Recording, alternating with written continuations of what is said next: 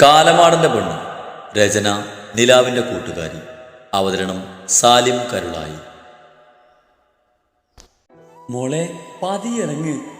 വീട്ടിലെത്തിയതും കാറിൽ നിന്ന് ഇറങ്ങുന്ന സ്ത്രീയെ നോക്കി ജാനകി പറഞ്ഞു, എനിക്കിപ്പോൾ കുഴപ്പമൊന്നുമില്ല അമ്മേ. അതുകൊണ്ടല്ല, ഉള്ളിലൊരാളുണ്ട്.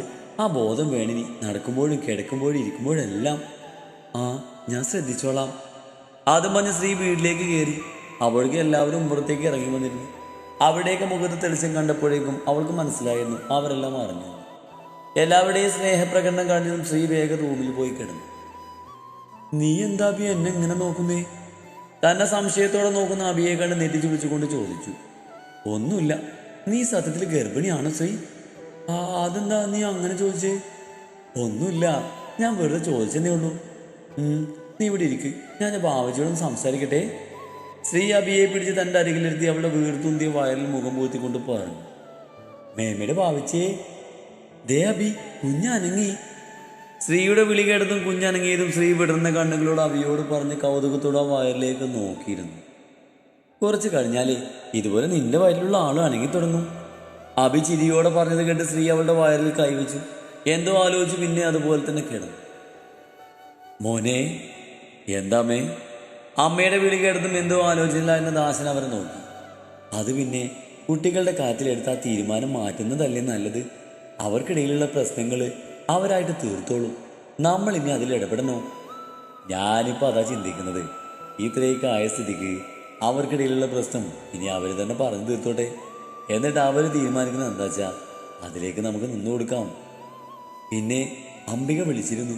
അവർക്ക് ഒരുപാട് സന്തോഷത്തിലാണ്. സ്ത്രീയെ വേഗം തന്നെ അങ്ങോട്ട് കൊണ്ടുവരണമെന്നാണ് അവർ പറയുന്നത്. അവരുടെ മകൻ്റെ കുഞ്ഞല്ലേ മോളുടെ വയറ്റിൽ. അവർക്കും കാണില്ലേ അവളെ കൂടെ നിർത്താൻ ആഗ്രഹം. അവളോട് പറഞ്ഞു നോക്കാം. അവൾക്ക് പോകണം എന്നാണെങ്കിൽ പോകട്ടെ. അവർ സംസാരിച്ചുകൊണ്ടിരിക്കുമ്പോഴാണ് ശിവ അകത്തേക്ക് കയറി വരുന്നത് കണ്ടത്. ആ ശിവമോനെ. ആ മുത്തശ്ശി, സ്ത്രീ എവിടെ? അവൾ മുകളിലുണ്ട്. എന്താ മോനെ? ഒന്നുമില്ല, ഞാൻ അവളെ ഒന്ന് കണ്ടിട്ട് വരാം. അത് പറഞ്ഞ് ശിവ ആരെയും നോക്കാതെ മുകളിലേക്ക് കയറി. ശിവശ്രീയുടെ റൂമിലേക്ക് കയറി ചെല്ലുമ്പോൾ കാണുന്നത് അബിയുടെ മടിയിൽ തലപ്പിച്ച് കിടന്ന് അവളോട് കത്തിയടിച്ചിരിക്കുന്ന സ്ത്രീയാണ്. ശിവയെ കണ്ട് അബി പെട്ടെന്ന് എണീറ്റപ്പോഴാണ് ശ്രീ റൂമിലേക്ക് കയറി വരുന്ന ശിവയെ കാണുന്നത്. നിങ്ങളെന്താ ഇവിടെ? വരേണ്ടി വന്നാൽ വരാതിരിക്കാൻ പറ്റില്ലല്ലോടി ഭാര്യയെ. ശിവയെ കണ്ടതും ശ്രീ ദേഷ്യത്തിൽ എഴുന്നേറ്റ് കൊണ്ട് ചോദിച്ചു, നിങ്ങൾ സംസാരിക്കേ, ഞാനിപ്പോൾ വരാം. അവരുടെ സംസാരവും ഭാവവും കണ്ടതും അവ പതിയെ അവിടുന്ന് പറഞ്ഞു. നിങ്ങൾ എന്തിനാ വാതിലടക്കുന്നത്? നിങ്ങൾ പോകുന്നുണ്ടോ? മിണ്ടാ നിക്കടി.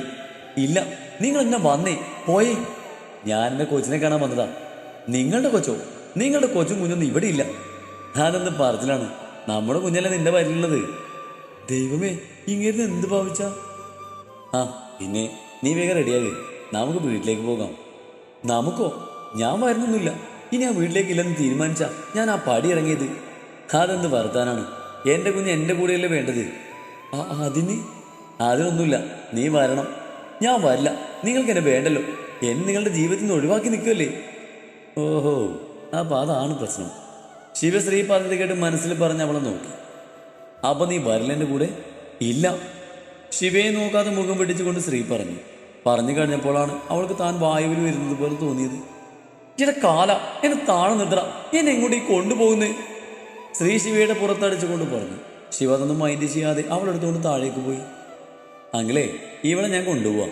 പൊന്നുപോലെ നോക്കാമെന്നൊന്നും പറയുന്നില്ല. കാരണം ഇവളുടെ കയ്യിലിരിപ്പുകൊണ്ട് ഇവളെ തന്നെ വാങ്ങിച്ചു കൂട്ടും. എന്നാൽ അവസാന ശ്വാസം വരെ കൈവടിയാതെ കൂടെ നിർത്തിക്കൊള്ളാം. ശിവശ്രീയെ ചേർത്ത് പിടിച്ച് ദാസനോട് പറഞ്ഞു. അച്ചോ, എന്നെ പറഞ്ഞു വിടില്ലേ? എനിക്ക് പോണ്ട, എനിക്ക് ഡിവോഴ്സ് വേണം. എന്നാ ഇനി യാത്ര ചോദിക്കുന്നില്ല, ഞങ്ങൾ ഇറങ്ങാണേ. സ്ത്രീ പറഞ്ഞത് കേട്ട് ശിവ പല്ല് കടിച്ച് അവരോട് അതും പറഞ്ഞ് അവളെയും എടുത്ത് പുറത്തേക്ക് നടന്ന് കാറിൻ്റെ ഡോർ തുറന്ന് അവളെ കോടതി സീറ്റിലേക്ക് ഇരുത്തി. ഞാൻ വരുന്നില്ല എന്നല്ല പറഞ്ഞേ. മിണ്ടാ നിക്കടി, ഇനിയും ചില സ്ഥലത്ത് വരെ തോട്ടിൽ കൊണ്ടുപോയി ഇടും ഞാൻ. ശിവ പറഞ്ഞത് കേട്ട് ശ്രീ പിന്നെ ഒന്നും മിണ്ടാതിരുന്നു. ശ്രീ, എന്താ? എൻ്റെ കുഞ്ഞിന് സുഖല്ലേ? ഡ്രൈവിംഗ് സീറ്റിലേക്ക് ഇരുന്ന് മീശം മുറുക്കിക്കൊണ്ടുള്ള ശിവയുടെ ചോദ്യം കേട്ടതും ശ്രീ ഒന്ന് പതറി. പിന്നെ അവനെ നോക്കി അതേ എന്ന രീതിയിൽ തലയാട്ടിയതും ശിവ അവളുടെ ഭാവം കണ്ട് ഊറിച്ചിരിച്ചുകൊണ്ട് കാറ് മുന്നോട്ടെടുത്തു. അമരവതിയിലെത്തിയതും ശ്രീ ഇറങ്ങാൻ മടിച്ചുകൊണ്ട് അവിടെ തന്നെ ഇരുന്നു. അവളുടെ മനസ്സിൽ അവസാനമായ ആ വീട്ടിൽ നിന്നും പടിയിറങ്ങിയ രംഗം മൂടി വന്നു. ഇനിയും ഒരു മടക്കമുണ്ടാകില്ലെന്ന് കരുതിയെടുത്ത് വീണ്ടും എത്തിയതും അവൾക്ക് സങ്കടവും സന്തോഷവും ഒരുപോലെ തോന്നി. ഡേയ് ഇറങ്ങ്. നീ ഇറങ്ങുന്നു ഞാൻ ശിവ ബാക്കി പറയും മുമ്പേ ശ്രീ കാറിൽ നിന്ന് വേഗം ഇറങ്ങിയിരുന്നു. അവളുടെ മനസ്സിലെ പിരിമുറുക്ക് മനസ്സിലായതുപോലെ ശിവ അവളുടെ കൈയും പിടിച്ച് ഉള്ളിലേക്ക് നടന്നു. വീടിൻ്റെ ഉള്ളിലേക്ക് കയറിയതും പെട്ടെന്നെന്തോ ഓടി വന്ന് അവളുടെ മേലേക്ക് കയറി. ചീമ, എന്താ ഇത്തിരീശ ഇങ്ങോട്ട് വരാഞ്ഞേ? ആ രാക്ഷസി ഉണ്ടാക്കുന്ന പേച്ചാനോ? മിത്തു രാക്ഷസി എന്ന് ഉദ്ദേശിച്ചത് മാളവിനെയാണെന്ന് ശ്രീക്ക് മനസ്സിലായി. അല്ലല്ലോ, ഞാനൊരു രാക്ഷസനെ പേടിച്ചാ ഇങ്ങോട്ട് വരാഞ്ഞത്. ആ രാക്ഷസൻ എന്നോട് ഇങ്ങോട്ട് വരണമെന്ന് പറഞ്ഞിരുന്നു. ഇപ്പൊ ആ രാക്ഷസൻ തന്നെ എന്നെ ഇങ്ങോട്ട് കൊണ്ടുവന്നു. ശ്രീ ശിവയെ ഓളിക്കണ്ണിട്ട് നോക്കിക്കൊണ്ട് പറഞ്ഞു. ശ്രീ പറഞ്ഞത് കേട്ട് ശിവ അവളെ കണ്ണിട്ട് നോക്കി റൂമിലേക്ക് പോയി. ഇനി രാജയ്ക്ക് പോവാൻ മഞ്ഞ. ചീമ പോവോ? പോണോ? പോണ്ട. ചീമ പോയാഞ്ഞിച്ച് കളിക്കാൻ ആരുമില്ല. ഓഹോ, അപ്പൊ നീ എന്നോട് കാണിച്ചത് അതിന്റെ പ്രകടനമായിരുന്നല്ലടി കൂട്ടിപ്പിശാചേ. ആഹാ, മോള് വന്നോ? ശ്രീയെ കണ്ടതും അംബിക സന്തോഷത്തോടെ അവളുടെ അടുത്തേക്ക് വന്നുകൊണ്ട് ചോദിച്ചു. ഇപ്പൊ വന്നതേ ഉള്ളു അപ്പച്ചി. അപ്പച്ചിക്ക് ഒരുപാട് സന്തോഷമായി മോളെ. അവർ ശ്രീയെ ചേർത്ത് നിർത്തി അവളുടെ നെറ്റിയിൽ ചുംബിച്ചുകൊണ്ട് പറഞ്ഞു. മോൾക്ക് ക്ഷീണുണ്ടെ പോയി കിടന്നോ? വേണ്ട അപ്പച്ചി, എനിക്കിപ്പോൾ കുഴപ്പമൊന്നുമില്ല. അല്ല, നീതു ചേച്ചി എന്തേ? ആ വിളിനിയും വന്നിട്ടില്ല. ഇന്ന് വരാൻ കുറച്ച് വൈകൊന്ന് പറഞ്ഞിരുന്നു. ചീമ വാ, നമുക്ക് കാട്ടും കാണാം, ജോലിയുണ്ട്. ശ്രീ അംബികയോട് സംസാരിച്ച് നിൽക്കുന്നത് ഇഷ്ടപ്പെടാതെ മിത്തു അതും പറഞ്ഞ് ശ്രീയെ വലിച്ച് അവിടുന്ന് പോയിരുന്നു. അന്ന് പിന്നെ ശിവ ഇങ്ങോട്ടും പോവാത്തതുകൊണ്ട് ശ്രീ അവൻ്റെ മുന്നിലേക്ക് പോകാൻ മടിച്ച് റൂമിലേക്ക് പോകാതെ മിത്തുവിൻ്റെ കൂടെ ചുറ്റിത്തിരിഞ്ഞ് സമയം കളഞ്ഞു. രാത്രി ഭക്ഷണം കഴിച്ച് റൂമിലേക്ക് പോകാൻ മടിച്ചു നിന്ന ശ്രീയെ അംബിക ഒരുവിധം മുന്തിത്തള്ളി റൂമിലേക്ക് പറഞ്ഞു വിട്ടു. റൂമിലേക്ക് കയറിയതും ശ്രീ പതിയെ ഡോറ് തുറന്ന് ഉള്ളിലേക്ക് തലയിട്ട് നോക്കി. ശിവയെ അവിടെയെങ്കിലും കാണാതെ വന്നതും ശ്രീ ആശ്വാസത്തോടെ അവൻ വരുന്നതിന് മുമ്പ് കിടക്കാൻ വേണ്ടി ബെഡ് ലക്ഷ്യം വെച്ച് നടന്നതും അതിനു മുമ്പ് അവൻ അവളെ പിടിച്ച് ചുമരിലേക്ക് ചേർത്തിരുന്നു. എന്തേ കാണിക്കുന്നേ? എന്നെ വിട്ടേ. നീ എന്താടി കരുതിയേ? ഇങ്ങനെ ഒളിച്ചു നടന്നാ നിന്നെ എൻ്റെ കൈ കിട്ടില്ലെന്നോ? അതിനാരും ഒളിച്ചു നടന്നു? നീ തന്നെ. ഞാൻ ഒളിച്ചു നടന്ന് നീ കണക്കായിപ്പോയി. എൻ്റെ കയ്യിന്ന് വിട്. വിടാം. അതിനു മുമ്പ് നീ എന്തിന് കള്ളം പറഞ്ഞു എനിക്കറിയണം. കള്ളം പറയേ? എന്തിന്? ശ്രീ, നീ ഉരുണ്ട് കളിക്കണ്ട. എനിക്ക് നിനക്ക് നന്നായിട്ടറിയാം നീ ഗർഭിണിയല്ലെന്ന കാര്യം. പിന്നെ എന്തിന് കള്ളം പറഞ്ഞു? ഡോക്ടർ വരെ പറഞ്ഞില്ലേ, പിന്നെ എങ്ങനെ കള്ളാകും? ഓഹോ, അങ്ങനെയാണല്ലേ. അപ്പം അന്ന് ഏതായാലും ബോധമില്ലാതെ പറ്റിപ്പോയി. ബട്ട് ഇന്ന് ഇന്ന് ഇന്ന് എനിക്ക് നിനക്ക് നല്ല ബോധമുണ്ട്. അപ്പോ ശിവാത് പറഞ്ഞ ശ്രീയുടെ കൈ രണ്ടും ലോക്കാക്കി അവളിലേക്ക് കൂടുതൽ ചേർന്ന് നിന്നു. ഈശ്വര, പെട്ടല്ലോ. സത്യം പറഞ്ഞില്ലേ ഇങ്ങനെ പിന്നെ ഗർഭിണിയാക്കും. പക്ഷെ സത്യം പറഞ്ഞ ശ്രീ മനസ്സിൽ ഓരോന്ന് ആലോചിച്ചു നിന്നു. പെട്ടെന്നാണ് ശിവ അവളുടെ കഴുത്തിൽ മുഖം പൂട്ടിയത്. അയ്യോ, എന്നൊന്നും ചെയ്യല്ലേ, ഞാനെല്ലാം പറയാം. ശ്രീ പറഞ്ഞത് കേട്ട് ശിവ വിജയചിരിയോട് അവളുടെ കഴുത്തിൽ നിന്ന് മുഖമെടുത്തു. Good girl. അത് പിന്നെ എല്ലാം കള്ള, ഞാൻ അങ്ങനെ അല്ല. പിന്നെ എന്തിനു വേണ്ടിയാ ഇങ്ങനെയൊക്കെ ചെയ്തത്? ശിവ പറഞ്ഞത് കേട്ട് ശ്രീ ബാക്കോട്ട് ചിന്തിച്ചു. അച്ഛമ്മേ, എന്തെങ്കിലും ഐഡിയ പറഞ്ഞതാ. ഇല്ലില്ല, അങ്ങനെ ഡിവോഴ്സ് ചെയ്യും.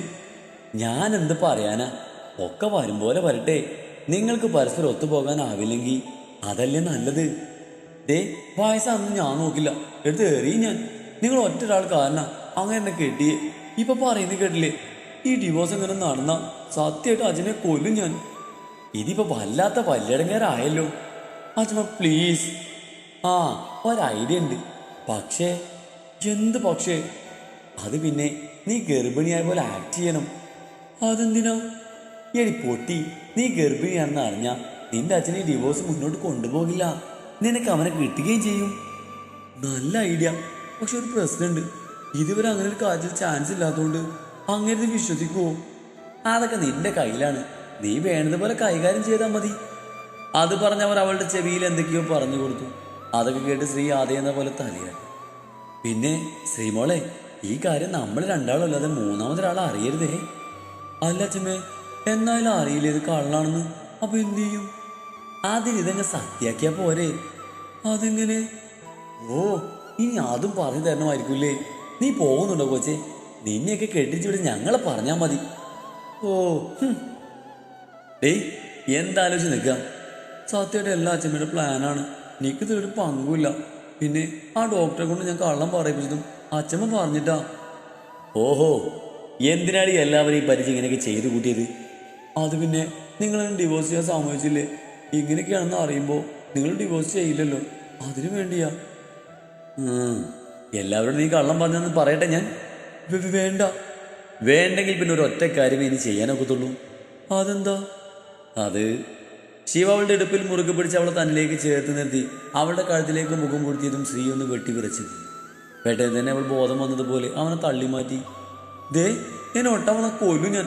പിന്നെ എനിക്ക് നിങ്ങൾ ഇഷ്ടമായിട്ടൊന്നുമല്ല ഞാൻ ഇങ്ങനെയൊക്കെ ഒരു കള്ളുണ്ടാക്കി ഡിവോഴ്സ് ഒഴിവാക്കിയത്.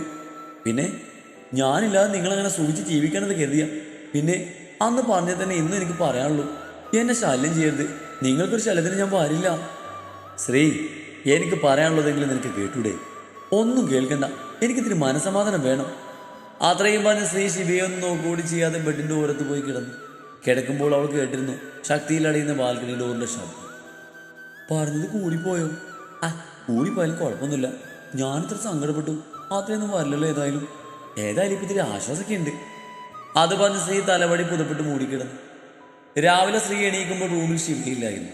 അതുകൊണ്ട് തന്നെ ശ്രീ വേഗം ഫ്രഷായി താഴേക്ക് പോയി. അപ്പച്ചി, ശിവേട്ടൻ എന്തേ? അവൻ നേരത്തെ പോയി മോളെ. എന്ത് പറ്റി മോളെ? ഇത്ര നേരത്തെയോ? ഒന്നുമില്ല അപ്പച്ചി, ഞാൻ ചുമ്മാ ചോദിച്ചതാ. എന്നാൽ എൻ്റെ മോളെ ഇങ്ങനെയുള്ള കള്ളൊന്നും പറയേണ്ടില്ലായിരുന്നു. എന്നോട് ശിവ എല്ലാം പറഞ്ഞു. അച്ചോടാ, അപ്പൊ അതായി നീ മുഖത്തിൻ്റെ വാട്ടം. പിന്നെ ഈ കള്ള എനിക്ക് പറഞ്ഞു തന്നതേ അപ്പച്ചിയുടെ പുന്നാര അമ്മ തന്നെയാണ്. ഏതായാലും അവിടെയൊക്കെ കയ്യിൽ നിന്ന് കിട്ടുന്നതേ നീയും അമ്മയും കൂടി തന്നെ മേടിച്ചോ. അപ്പൊ അവിടെ അറിഞ്ഞോ? പിന്നെ അറിയാതെ, നിന്റെ അച്ഛൻ ചൂടിലാണ്. ഒന്നുമില്ലേലും നിനക്ക് അവനോടെങ്കിലും സത്യം പറയാമായിരുന്നു. അത് പിന്നെ അച്ഛമ്മ പറഞ്ഞോണ്ടാ. കൂടുതൽ എളിക്കാതെ. പിന്നെ നീ ഇല്ലാത്ത ദിവസം ഇങ്ങോട്ട് അരുണിൻ്റെ അമ്മയും പെങ്ങളും വന്നിരുന്നു നിന്നെ കാണാൻ. അയ്യോ, ബാംഗ്ലൂർ പോയപ്പോൾ തന്നെ അരുണിൻ്റെ പെങ്ങളെ കാണാൻ പറ്റിയില്ല. ആൻ്റെ ഇടയ്ക്ക് വിളിക്കുമെങ്കിലും ഇതൊന്നും പറഞ്ഞില്ലല്ലോ. ഇനി ഞാൻ അവരെ എവിടെ വെച്ച് കാണാനാണ്? അപ്പൊ നിനക്കൊന്നും അറിയില്ലേ? ഈ വീടിൻ്റെ ഓപ്പോസിറ്റ് കാണുന്നതാ പണ്ട് മുതൽക്ക് അവരുടെ വീട്. കുറച്ച് വർഷം മുമ്പാ അവർക്ക് ബാംഗ്ലൂരിലേക്ക് പോയത്. ഇപ്പൊ തിരിച്ചു വന്നു, അത്രേ ഉള്ളൂ. എന്നിട്ട് ഞാൻ അറിഞ്ഞില്ലല്ലോ, എന്നോട് ആരും പറഞ്ഞില്ലല്ലോ. ഏതായാലും ഞാൻ അവിടെ പോയിട്ട് വരാമേ. ഇപ്പോഴോ? ആദ്യം എന്തെങ്കിലും കഴിക്ക് കോച്ചേ. ഓക്കെ, ഞാൻ ആ കാര്യം മറന്നു. തൻ്റെ സാമീപ്യം സ്ത്രീയെ അസ്വസ്ഥമാക്കുന്നുവെന്ന് മനസ്സിലാക്കിയ ശിവ പിന്നീട് അങ്ങോട്ടുള്ള ദിവസങ്ങളിൽ പരമാവധി അവളിൽ നിന്ന് ഒഴിഞ്ഞു മാറി. ചില ദിവസങ്ങളിൽ വീട്ടിൽ പോലും വരാതെ കഴിച്ചു കൂട്ടാൻ തുടങ്ങി. അവൻ്റെ അത്തരത്തിലുള്ള പെരുമാറ്റം അവളിൽ നേരിയ തോതിൽ സങ്കടമായതെങ്കിലും അവളത് വലിയ കാര്യമാക്കിയില്ല. രാത്രി ശിവയെയും വെയിറ്റ് ചെയ്ത് ബാൽക്കണിയിൽ ഇരിക്കുകയാണ് സ്ത്രീ.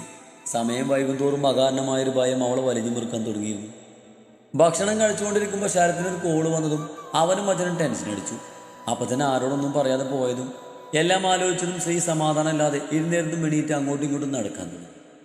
കുറച്ച് കഴിഞ്ഞതും താഴെ ശരത്തിൻ്റെ കാറ് വന്ന ശബ്ദവും കൂടെ അംബികയുടെ ശബ്ദവും